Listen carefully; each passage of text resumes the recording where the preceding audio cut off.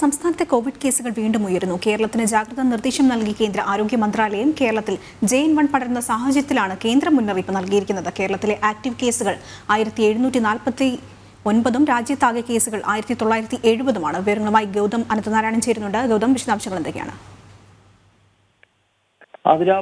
കേരളത്തിൽ ഈ കോവിഡ് വ്യാപനം രൂക്ഷമാകുന്ന പശ്ചാത്തലത്തിലാണ് കേന്ദ്ര ആരോഗ്യ മന്ത്രാലയം ജാഗ്രതാ നിർദ്ദേശം നൽകിയിരിക്കുന്നത്. JN1 വ്യാപനം കേരളത്തിലാണ് ഏറ്റവും കൂടുതൽ. ദേശീയ തലത്തിലുള്ള കണക്ക്, അതായത് മുഴുവൻ സംസ്ഥാനത്തെയും കോവിഡ് രോഗികളുടെ എണ്ണം ഇന്നിപ്പോൾ 1970 ആണെങ്കിൽ കേരളത്തിൽ ആണ് അതിന്റെ 98% വരുന്നത്.